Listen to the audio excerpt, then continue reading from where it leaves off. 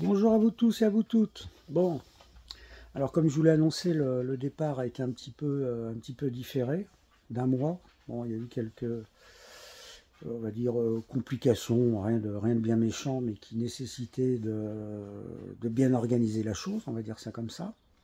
Donc là aujourd'hui, je vais vous présenter non pas le quad parce il est encore chez le concessionnaire et je le récupère demain. Pardon, je le récupère mardi. Donc là, je vais vous présenter tout le matériel qu'il m'a fallu préparer, commander, ranger. Tout le matériel avec lequel je pars pour 25 000 km. Alors, pas 25 000, ça a un peu changé, maintenant c'est 20 000.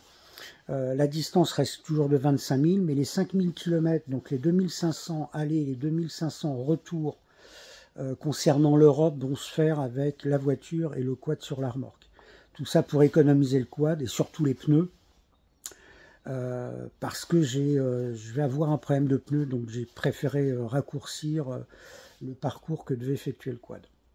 Voilà, donc ceci étant, on commence la visite.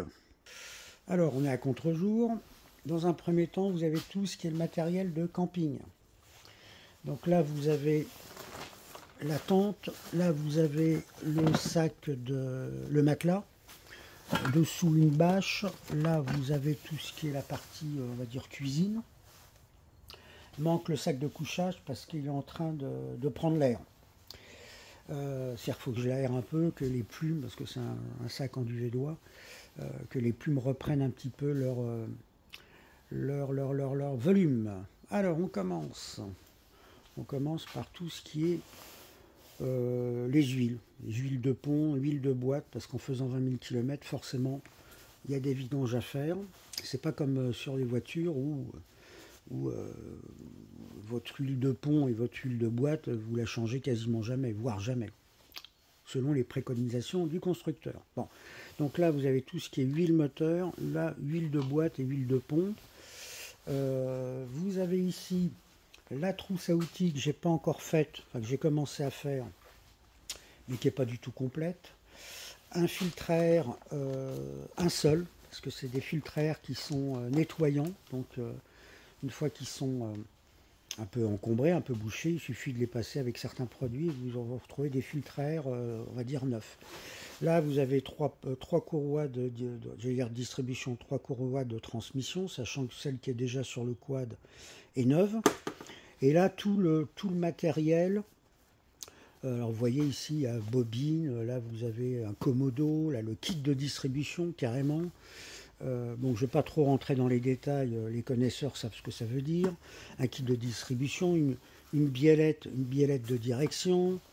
Là pour l'instant, celui-ci, il va, je pense, cette sacoche va être un complément d'outillage par rapport à ce dont je vous ai parlé précédemment. Là vous avez une autre sacoche avec, par exemple, là vous voyez, on en est à partir avec des axes et des tampons, enfin des axes et des rondelles, des triangles avant, un jeu complet de plaquettes, des joints de filtre à huile, des maslottes de variateurs, ça parle à personne sauf aux connaisseurs.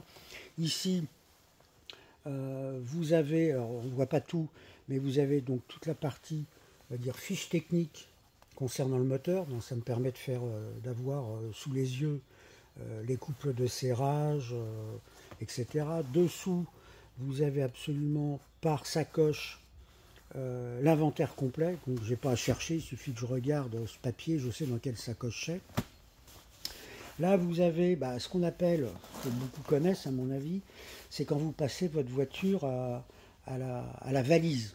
Bon, et là, c'est voilà, c'est la valise pour le quad, c'est-à-dire que c'est un élément comme un mini ordinateur, puisqu'il est relié à votre ordinateur. Et quand vous avez une panne électronique, une panne de sonde, une panne de jauge ou quoi que ce soit, ce boîtier via votre ordinateur, parce que je pars évidemment avec mon ordinateur portable, vous dit exactement d'emblée où est le problème. Enfin, normalement. Bon. Là, vous avez un gonfleur Alors, si je ne vous montre pas, c'est sûr. Là, vous avez un gonfleur. Là, comme il faut faire, comme je vous disais tout à l'heure, les vidanges des ponts et des boîtes, vous avez une seringue qui permet d'accéder à l'orifice de ces deux éléments. Là, vous avez une pompe à graisse, parce qu'il ne faut pas oublier qu'il faut graisser aussi bien les axes de triangle que les croisillons de cardan. Je parle toujours un peu pour les connaisseurs. Donc, tout ça, là, vous avez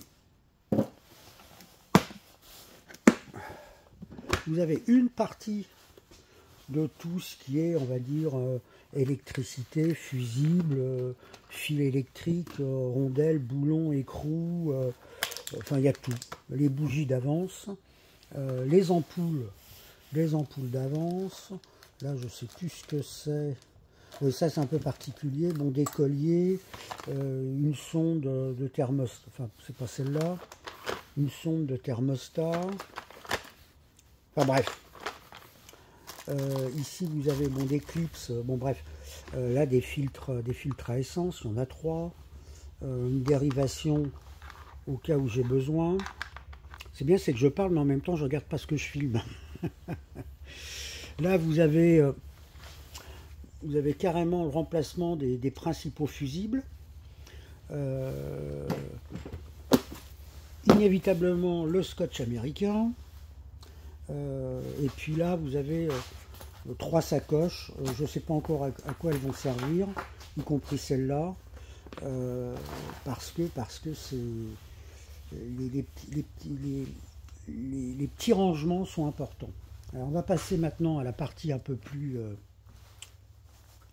Là vous avez ce qu'on appelle spot, enfin ce qui s'appelle spot, hein, qui n'est plus ou moins une balise de détresse. Là vous avez un boîtier qui va me permettre d'avoir en permanence internet, quel que soit l'endroit où je me trouve. Là vous avez une batterie externe pour recharger aussi bien votre ordinateur que tout ce qui a besoin d'être rechargé, l'ordinateur, le portable, etc., etc. Là je pars avec 2 caméras absolument identiques, caméras avec des télécommandes qui permettent, tout en roulant, ou de prendre des photos, ou de filmer, etc. etc. Là, c'est tout ce qui est support de caméra, parce que la caméra, on peut la fixer sur le casque, au guidon, etc. Voilà, bon là, ça c'est lampe frontale, inévitable, quand on bricole et qu'il fait un peu sombre. Là, encore une sacoche dans laquelle je vais ranger, je ne sais pas encore quoi, on verra ça plus tard. Je ne vais pas vous montrer le GPS parce que c'est un GPS un peu particulier que je ne maîtrise pas encore, voire pas du tout. Je m'en suis pas occupé. Donc il va falloir que c'est extrêmement performant, mais encore faut-il être soi-même un peu performant. Bon, j'espère que cette vidéo vous aura plu. On s'en rapproche, l'air de rien, parce qu'on est déjà le 2 mars. Et donc, a priori, dans un mois, à quelque chose près, on sera enfin parti. Oh, je vais y arriver, hein. Alors, j'ai pas dit que j'allais réussir le raid, mais j'ai réussi à le commencer. À bientôt, à tous et à toutes, pardon. Salut!